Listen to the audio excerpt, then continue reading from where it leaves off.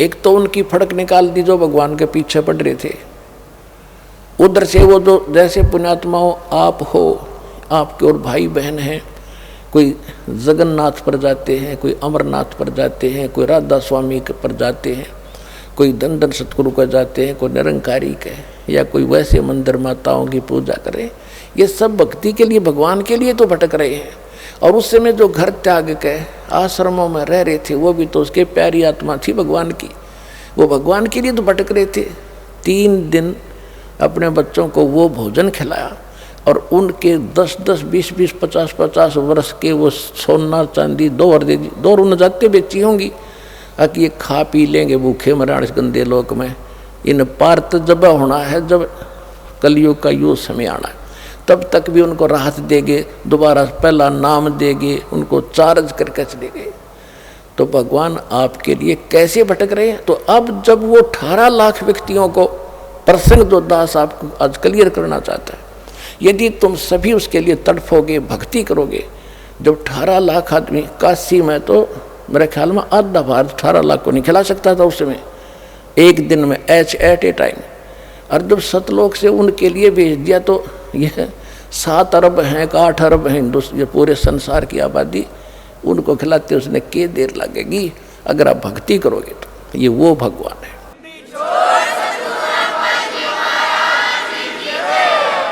तो परमात्मा ने लिखा है कि एक बार फिर सतयुग जैसा माहौल होगा यहाँ पर, जैसे सतयुग में सुख होता था।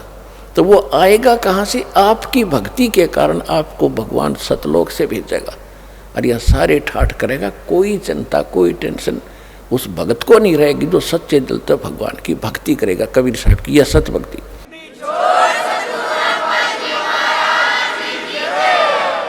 ये दास जो ये वचन बोल रहा है, ये किसी डोम भाट के गीत नहीं है, ये भगवान की बताई बातें हैं। और अभी आपको इतना लाभ नहीं मिल रहा है, इसका कारण ये है कि अभी आप इतने दृढ़ नहीं हुए हो और इतनी भक्ति नहीं कर पाते हो जितनी मालिक चाहते हैं। क्योंकि सबसे पहले मर्यादा, आप यहाँ से जाते हो, गांव में, घर में कोई ना कोई समस्या ऐसी काल पैदा करवा देता है, आपका नाम खंड हो जाता है। और परमात्मा कहते हैं, अनंत कोट बाजी तहाँ मन रचे सकल ब्रह्मंड, गरीब दास में क्या करूं यो काल करे जीव खंड। परमात्मा गरीबदास महाराज जी को, उस प्यारी आत्मा को बता रहे हैं, गरीबदास जी को बता रहे हैं कि मैं इतना समर्थ हूँ, मैंने सारे ब्रह्मांड रच रखे। अनंत कोट बाजी तहाँ मन रचे सकल ब्रह्मांड, और गरीब दास में के करूं यो काल करे जीव खंड। कि ये काल मेरे से इनको तोड़ लेता है, इनका नाम खंडित करा देता है। यदि ये नाम पर डटे रहें तो न सारे सुख दूँ न मोक्ष दूँ, तो अंत में भगवान भी दुखी हो जाता है कि मैं क्या करूं, ये खंडित करवा देता है कोई न कोई बकवास करवा के, फिर मैं नहीं कर सकता, इनको कोई लाभ नहीं दे पाता, जिस कारण इनको अविश्वास हो जाता है। फिर ये मुझसे दूर चले जाते हैं और फिर तो सदा दुखी रहना ही रहना है इनको, मेरे से दूर हो करके फिर सुख कैसा। तो पुण्यात्माओं, सबसे बड़ा काल ने अब ये जाल फैला रखा है कि आपका नाम खंडित करा देता है। फिर आपको आपत्ति आनी है, से नाम भी ले रखा है, फिर अविश्वास हो जाता, वहाँ भी गया था, मुझे कोई लाभ नहीं मिला, चलो कहीं और धक्के खा लें। तो फिर तो धक्के ही धक्के यहाँ से जाने के बाद। लेकिन इस ज्ञान के बाद आपको ऐसा विश्वास हो जाएगा जैसे काग जहाज का, फिर सूझ जाए और ठोर। तो दास आपको पहले ज्ञान कराता है, फिर आपको नाम देता है और फिर आपको समाधान भी देता है भगवान, फिर आपका मोक्ष ऐसे होगा।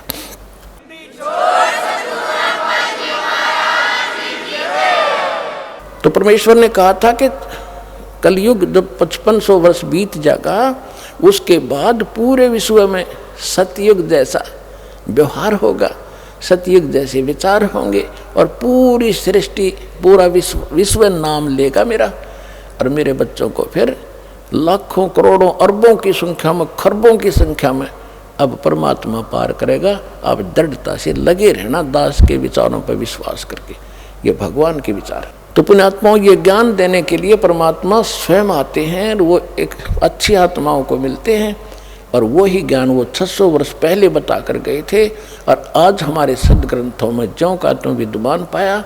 और जो जिनको हम विद्वान मानते थे वो सारे डल व्यक्ति थे, डफर थे, उनको कह कह का पता नहीं था, जो हमें इतने दिन लेट कर दिया। अब किसी की बातों में नहीं आना, प्रत्यक्ष देखो ज्ञान को, प्रमाण देख करके, और फिर पर अपना कल्याण कराओ, अपने बच्चों का कल्याण कराओ। सत साई।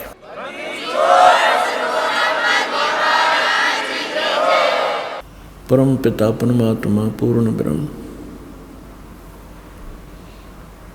सर्व सृष्टि के रचनहार, सर्व सुखदाई पाप नाशक, संकट मोचन, कष्ट हरण, मंगल करने वाले परमेश्वर कबीर जी की असीम रजा से आप सभी पुण्यात्माएं परमात्मा की महिमा सुनने के लिए उपस्थित हुए।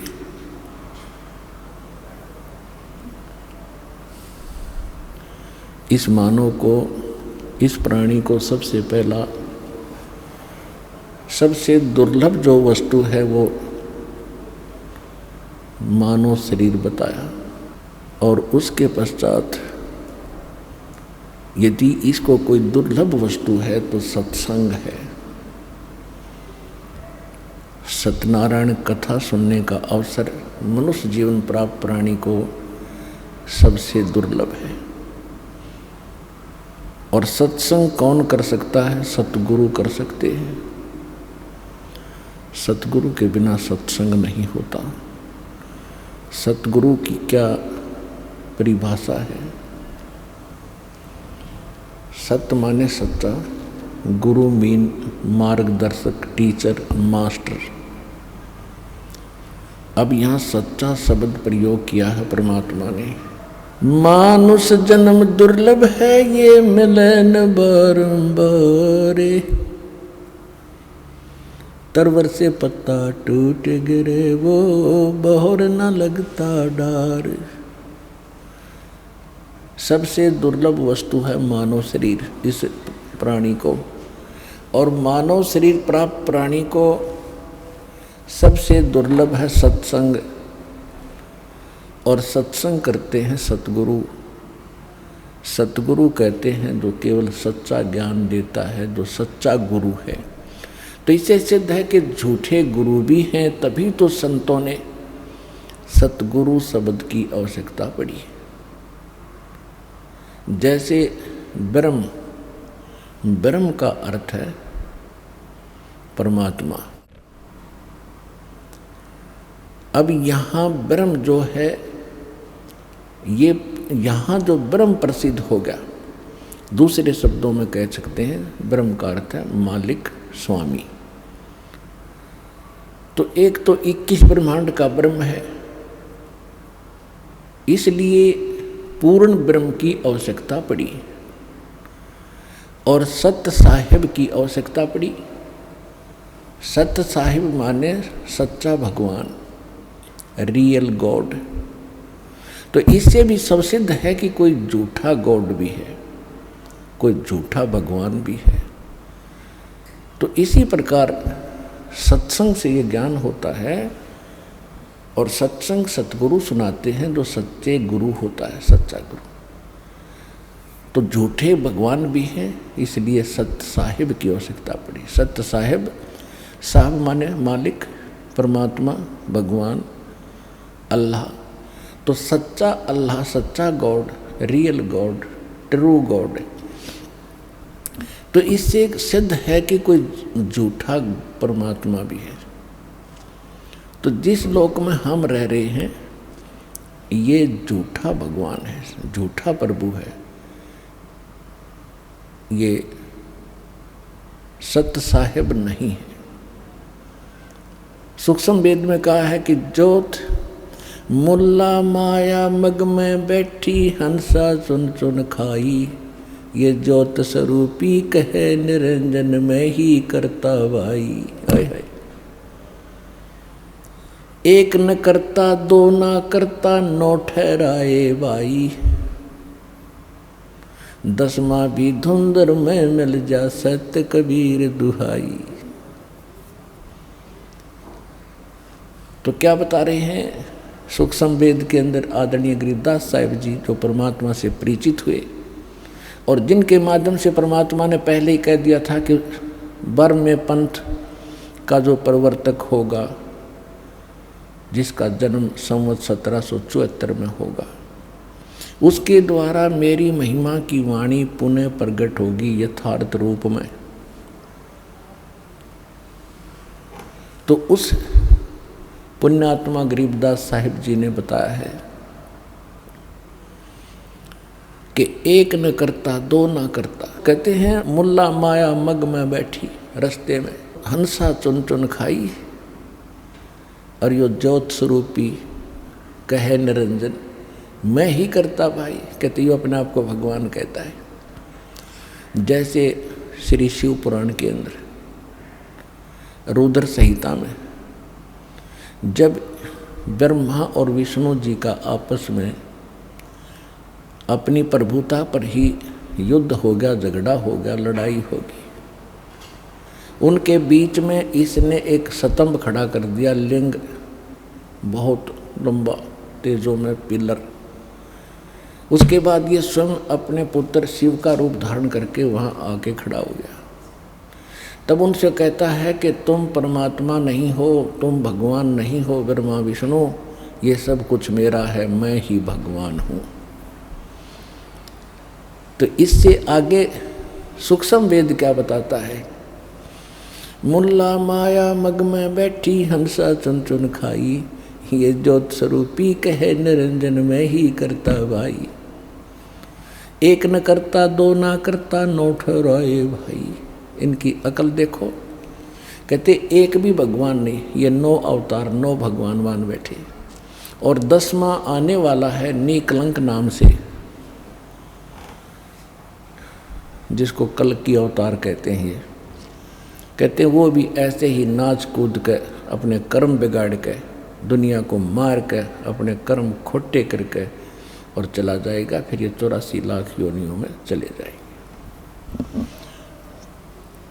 सत्य कबीर दुहाई कि एक सच्चा भगवान है तो कबीर साहिब है, और कोई परमात्मा अविनाशी नहीं है, और कोई सत्य साहिब नहीं है। आज का जो प्रसंग है कि परमात्मा कौन है, उसको हम कैसे सिद्ध करें, कहाँ से प्रमाणित हो,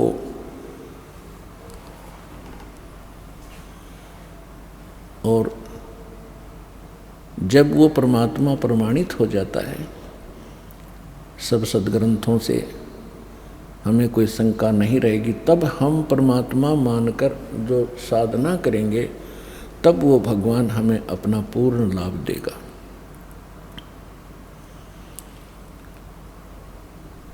तो प्रसंग चल रहा है कि सच्चा साहिब और सच्चा गुरु ये दोनों ही मिलेंगे तभी हमारा कल्याण होगा। तो पुण्यात्माओं, आपका सौभाग्य है कि आपको मानव शरीर प्राप्त, जो प्राणी के लिए अति दुर्लभ बताया। दूसरी वस्तु जो दुर्लभ है वो सतगुरु यानी सत्संग कहो, सतगुरु कहो, सतगुरु के बिना सत्संग नहीं हो सकता। तो वो भी आज आपको उपलब्ध हुई। आपकी किस्मत का, आपके पूर्व जन्म के संस्कारों का कोई एस्टीमेट नहीं लगाया जा सकता। आप कितने पुण्यकर्मी प्राणी हैं। आज चाहे कोई गरीब है, झोंपड़ी में रहता है, चाहे कोठियों में रहता है, कोई रिक्शा चलाता है, पैदल मजदूरी करता है, या कारों और हेलीकॉप्टरों में चलता है, ये मानव शरीर प्राणी जो है ये परमात्मा की भक्ति कर सकते हैं। और दुर्भाग्य उनका अभी जो खिलौनों से ही खेल रहे हैं। सौभाग्य आपका जो भगवान से परिचित हो चुके हो और इस मार्ग पर अग्रसर हो लिए। अब जैसे दो प्रकार से ये मानव शरीर आपको प्राप्त होता है। एक तो पूर्व संस्कार से और एक टर्न वाइज होता है। टर्न वाइज का अर्थ है कि 84 लाख प्रकार के प्राणियों में सब कष्ट उठा के उसके बाद एक मानव शरीर मिलता ही मिलता है, ऐसा विधान है प्रभु का। तो जो इस प्रकार से आए हुए प्राणी हैं, जो टर्न वाइज यानी नंबर वाइज जिनका जन्म हुआ मनुष्य का, तो वो जल्दी सी भक्ति ग्रहण नहीं करते। और जो पिछले जन्म में संस्कार से मनुष्य थे, अब भी मनुष्य पैदा हो गए हैं, तो वो ऐसे मनुष्य जन्म उन्हीं का होगा जो पिछले जन्म में भी कोई ना कोई भक्ति साधना कर रहे थे। तो उनके अंदर एक लगन प्रेरणा न्यारी होती है परमात्मा की तरफ, उनकी पहले से रुचि होती है, जन्म से ही होती है। तो इसी प्रकार फिर मानव शरीर के अंदर प्राप्त प्राणियों को फिर एक और दो प्रकार की स्थिति होती है। जैसे एक तो भक्ति कर्म होते हैं और एक धर्म कर्म होते हैं। भक्ति कर्म का अर्थ है जिन्होंने भक्ति की है, मंत्र जाप किए हैं परमात्मा से, गुरुदेव से दीक्षा लेकर के पहले जन्मों में, और एक ने भक्ति के साथ साथ पुण्य भी खूब किए हैं। तो दोनों का ही मनुष्य जीवन हो रहा है, क्योंकि पिछले संस्कार वश हो रहा है। जिन्होंने दान नहीं किया और भक्ति करते ही रहे, क्योंकि परमात्मा ने वो मंत्र दिए थे जो आपको चार्ज करके गए थे 600 वर्ष पहले, तो साथ में परमात्मा ये भी कहते रहे थे,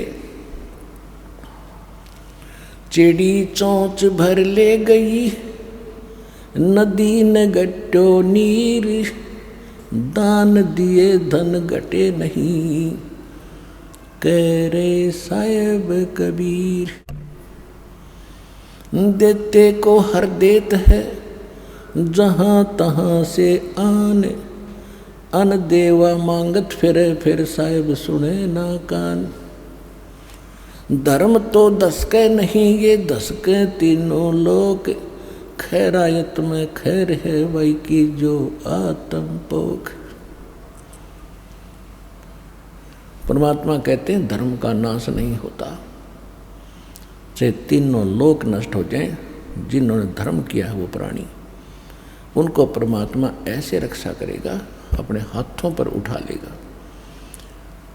और भक्ति तो करनी ही करनी है। जैसे आपने बीज बो दिया फसल का, कनक का, गेहूं का, तो बीज तो मूल चीज है।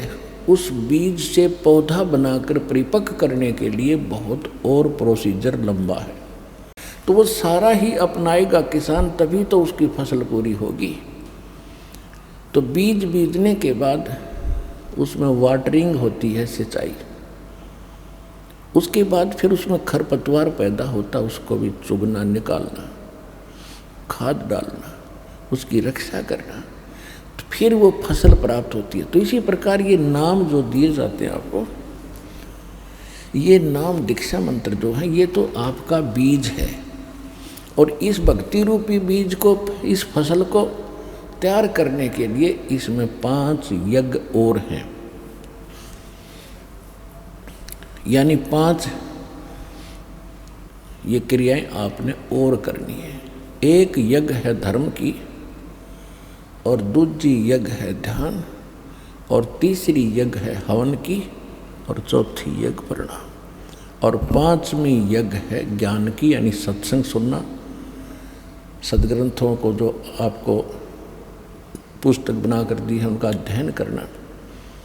तो ये 5 जो यज्ञ हैं, ये समझ लो खाद और पानी का काम करेंगे।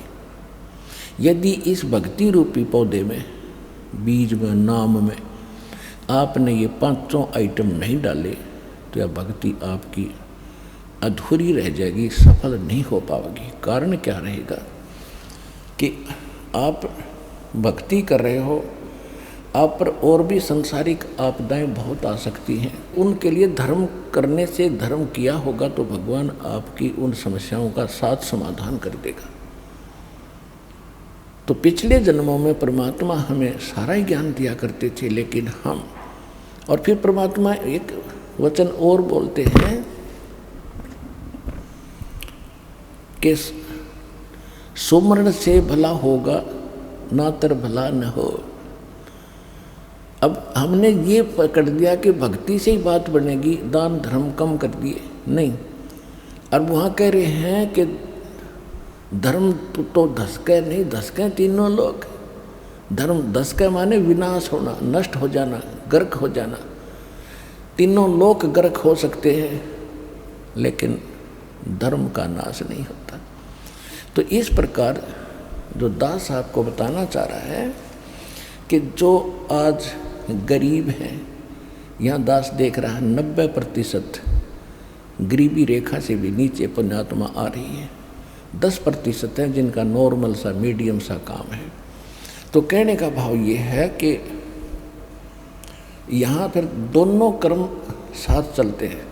जिनके केवल पिछले भक्ति कर्म हैं और दान धर्म कर्म उनके इतने अच्छे हैं नहीं, तो वो इतने निर्धन व्यक्ति हैं, लेकिन पुण्यात्मा बराबर की है। पुण्यात्मा यानी जो जिन्होंने पिछले जन्म में भगवान की सेवा जो भक्ति कर रखी है, तो दोनों के वो भक्ति कर्म बराबर हैं। चाहे कोई सेठ है और चाहे बिल्कुल गरीब रिक्शा चालक है, और जिसको ये नाम प्राप्त हो गया, तो दोनों के जो भक्ति के कर्म वो बराबर हैं। और बात रही धर्म की, तो जिनको आज अधिक सुविधा या संसार की प्राप्त है, तो उन्होंने पिछले जन्म में धर्म पुण्य कर रखे थे। अब एक छोटा सा उदाहरण यहाँ और सुनाते हैं आपको। जैसे हम कथा सुना करते थे से कि श्री कृष्ण जी का एक दोस्त था, सुदामा, ब्राह्मण था, और वो इतना निर्धन था कि हैंड टू माउथ था। उसकी पत्नी कहती थी कि आप बताते हो कि श्री कृष्ण द्वारका के राजा आपके क्लास फेलो थे, सहपाठी थे, आपको सब कुछ दे सकते हैं, मांग लिया उनसे। तो ब्राह्मण का कर्म वो खूब परिचित थे, विद्वान पुरुष थे सुदामा जी। उन्होंने बताया कि मैंने पिछले जन्म में कोई धर्म कराया नहीं, जिस कारण से मुझे आज धन प्राप्त नहीं है। तो परमात्मा कहते धन चाहे तो दान कर, और मुक्ति चाहे जप नाम। और पर दोनों ही करने से बात बनेगी। ये तो एक परमात्मा विधान बताते हैं। तो वो कहता था कि मुझे पिछले जन्म में मैंने पुण्य नहीं किया, इसलिए मैं दुखी हूँ, क्योंकि सद्ग्रंथों से अब ज्ञान होता है। तो कहने का भाव ये है कि धर्म कर्म से फिर उसमें परिवर्तन होता। जैसे फिर सुदामा कहने सुनने से श्री कृष्ण जी के पास गया। श्री कृष्ण जी एक गुरु रूप में भी थे, अध्यात्म टीचर भी थे। सब पांडवों के वो गुरु थे, यादव के गुरु थे। तो सुदामा जी चावल लेकर गए थे, श्री कृष्ण जी ने चावल खाए। उसके प्रतिफल में परमात्मा ने, यानी जो जितना सामर्थ्य श्री कृष्ण जी रूपी गुरु में था, उस आधार से उसने उसका के बना दिया, एक मकान बना दिया। यानी वो समस्या हल हुई उस धर्म और कर्म के करने से, सच्चे भाव से। देखो बच्चे तो भूखे थे और चावल बचे हुए थे, वो बांध दिए उसने, तो इससे बड़ा पुण्य नहीं। आज किसी के पास 1 करोड़ संपत्ति है और उसने 1000 दान कर दिया, दान तो वो भी है, और जिसने 1 करोड़ के 1 करोड़ दे दिए, तो उस दान में उसमें दिन रात का अंतर है। तो सुदामा जी ने जो चावल दिए ना, वो समझ ले 1 करोड़ के 1 करोड़ दे दिए। फिर उससे प्रसन्न हुआ, उससे प्रसन्न होकर के उसको क्या मिला? एक महल बना, आजीवन सुख का साधन बना। लेकिन मोक्ष ज्यों का त्यों रहा, पशु पक्षियों की योनि फिर भी सुदामा को प्राप्त हुई। अब यहाँ आने वालों को प्रेरित किया जाता है सच्चे दिल से, सच्ची श्रद्धा से, अपने सामर्थ्य के अनुसार अवश्य दान करें। फिर उससे वो समस्या हल होगी आपकी जो पूर्व जन्म में आप गलती कर गए थे, धर्म दान नहीं किया, आज एक एक पैसे के लिए भटक रहे हो। तो वो समस्या फिर यहाँ अब शुरुआत हो जाएगी। अब हम उस समर्थ की शरण के अंदर हैं, हम उस समर्थ की शरण में हैं। जैसे एक तैमूर लंग नाम का एक लोहार था मुसलमान, और वो इतना गरीब था, कभी कभी उनको आटा भी रोटी भी प्राप्त नहीं होती थी। 2 माँ बेटा थे, और वो क्या करता था कि धनी लोगों की बकरियां भेड़ चराया करता था। एक दिन, लेकिन वो थे धार्मिक, पिछले संस्कार अच्छे थे, अतिथि को भोजन अवश्य कराते थे, आप भूखे रह जाते थे, अतिथि को खाना खिलाकर सोते थे। तो इसी प्रकार परमात्मा वहाँ पहुँच गए एक जिंदा महात्मा के रूप में, जिस समय तैमूर लंग बकरियां चरा रहा था। वहाँ जाकर उनके पास वृक्ष के नीचे बैठ के भगवान तैमूर लंग ने कहा, महाराज भोजन की सुनाओ। परमात्मा ने कहा, भाई भोजन खाऊंगा। तैमूर लंग खाना खा चुका था, फिर घर गया, अपनी माँ से कहा, माँ एक रास्ते चलता साधु है, गांव के बिल्कुल साथ में ही वो वृक्ष के नीचे भेड़ बकरियां बैठी थी और भोजन खाना चाहता है। माँ, घर के अंदर केवल 2 रोटी, 1 रोटी का आटा था, और बना कर माँ ने रोटी ने बोली, बेटा मैं भी चलूँगी, साधु के दर्शन कर आऊँगी। लेकर लोटा पानी का, 1 रोटी घर में बची थी, आटा वही बना के चल पड़ी। परमात्मा से खाने की प्रार्थना की, भगवान खाना खाने लगे। तो इतने में माँ ने बार बार कहा उसकी कि महाराज हम बहुत निर्धन हैं, महाराज हम बहुत दुखी हैं, कभी कभी तो आटा भी नहीं मिलता हमें। परमात्मा ने रोटी खा कर पी कर लोटा पानी का, एक बकरी बांधन की बेल पड़ी थी, चैन सी पतली पतली सी होती, उसको 4 बार मोड़ ली। वो इतनी पकड़कर उसके बच्चे का कड़मा मारी, उठ कर 7 मारी, 1 2 3 गिन कर 7, और फिर मारे लात, और फिर मारे मुक्के। अब उसकी माता ने सोचा कि कोई मेंटल साधु था, पागल है, मैंने इसको बार बार छेड़ दिया, टोक दिया, इसने गुस्सा हो गया, और साधु पता नहीं बद्दुआ भी दे दे। हाथ जोड़ के कहने लगी, महाराज मेरे बेटे से कोई गलती बन गई। परमात्मा बोले, नहीं माई, तेरे बेटे का जो पहले मैंने 7 सांकड़ मारी है ना, ये चैन मारी बेल, तेरे बेटे तैमूर लंग को 7 पीढ़ी का राज बख्श दिया मैंने, और जो मुक्के लात मारी है उसके बाद तुम्हारे राज्य टुकड़ों में बट जाएगा। यूं कह रहे थे तो माई सोच रही थी तो कति पागल आदमी है, मेंटल, खाने को रोटी नहीं, हर मन सुख की आशीर्वाद दे रहा है कि 7 पीढ़ी का राज दे दिया। इतने में परमात्मा अंतर्ध्यान हो गए। अंतर्ध्यान हुए तब देखा चारों तरफ, उन्होंने सोचा तो फरिश्ता था, लेकिन यह बात गले नहीं उतर रही थी कि मेरा बेटा राजा बन जाएगा। कहते साधु वचन उल्टे नहीं, चाहे पलट जाओ ब्रह्मांड। उसके बाद वो तैमूर लंग राजा बना। दिल्ली के अंदर इतिहास गवाह है, दिल्ली तक को अपने काबू में कर लिया था, और यहाँ पर अपना एक नौकर बैठा दिया था दिल्ली के सिंहासन पर, वो उसको टैक्स देता था। तैमूर लंग के बाद उसका पोता बाबर दिल्ली का बादशाह बना, उससे लगातार 5 पीढ़ी औरंगजेब तक तैमूर लंग का शासन रहा। औरंगजेब के बाद ये टुकड़ों में उनकी पीढ़ी अलग अलग राज्य बट गए थे। रोटी तैमूर लंग को दीनी, तात सात बाद सैलीनी।